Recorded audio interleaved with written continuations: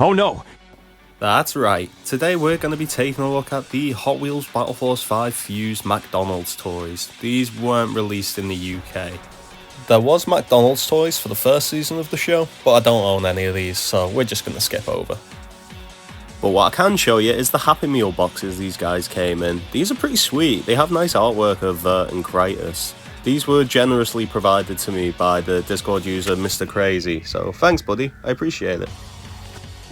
Starting off strong with the villains in this set, we have the Cyfurious and the Simfrax.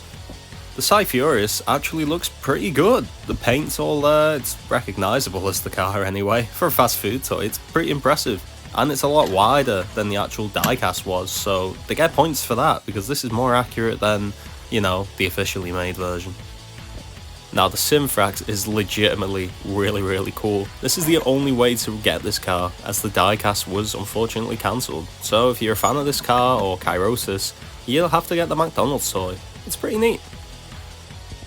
Some of these guys are actually still sealed, so let's open these up quick.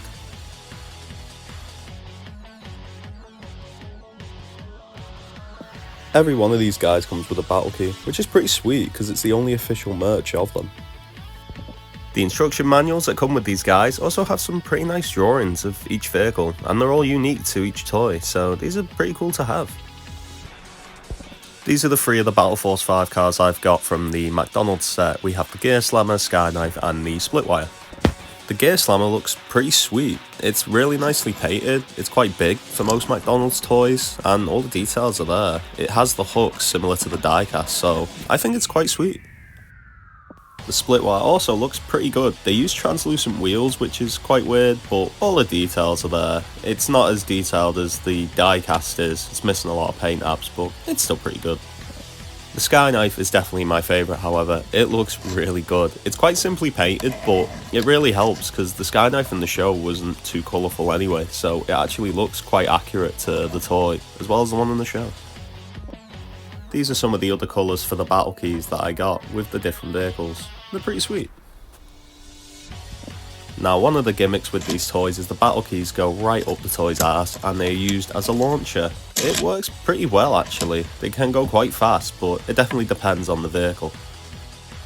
However, some of these guys are frankly impossible to launch. I don't know if it's just me and my weak British hands, but I really struggle to get the Skyknife's key to work, and most of the time I just give up.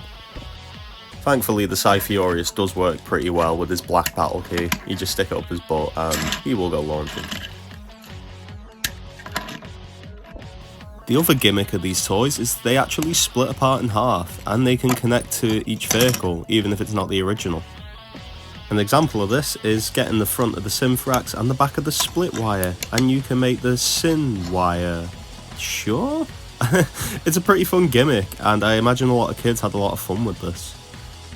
With this gimmick, you can turn these cars here into this insane amalgamation of Battle Force 5 vehicle parts. This is a great gimmick for these guys. It definitely helps them stand out, and you can create some pretty interesting vehicles. Some definitely look better than others though. And most of these guys still work really well as launchers, even when fused with other vehicles. Part of me thinks most of these guys are permanently separated, as the people who originally got them lost the other half of the car. These two cars here aren't from that original set, however. These are from their own unique set that we're going to discuss right now. This set was released in Latin America and it's exclusive over there. It has a Primeval with Grimion, Shockblade, Skyknife, Rigsaw, Cyfurious with Kratos and a Smash Claw. I was only able to grab these because my friend generously donated them to me. Here we have the Rigsaw, and its launcher is actually a Stormshock portal, which is really cool. It looks pretty sweet. The Battle Force 5 logo is there as well. The actual launchers you push are modelled after the Saber and the Gear Slammer, which is pretty sweet, nice detail. The Rigsaw itself looks pretty bland, but I'm pretty sure these guys came with stickers to help spruce them up a bit. Mine didn't though, so that's cool. Anyway, the main gimmick of this toy is a simple launching feature, so you push the Rigsaw into the Stormshock portal, push the Saber or Gear Slammer, and it'll shoot out. Here we have the Smash Claw from the set. It's pretty sweet, there's some nice details in there, but again like the Rigsaw, it's pretty bland without most of the stickers. The underside's pretty barren as well, it's all hollow, but it rolls pretty well. But I do not understand the gimmick of this thing. It's meant to raise up, similar to how it would fight in the show, but it just refuses to raise up, and I don't want to force it out of fear of breaking or snapping the joint, so I have no idea what I'm doing wrong here, and this thing just refuses to work with me. So please tell me in the comments if I'm doing something wrong, because I have no idea. But yeah, that's pretty much most of the McDonald's Fuse toys. Like I said, I don't own all of these guys, and there's 3 different sets, but these guys are pretty fun. I really do like the fusion gimmick these guys got. It's a shame they were only really in America and Latin America, because I would have loved these things as a kid. But this is Zug, signing off.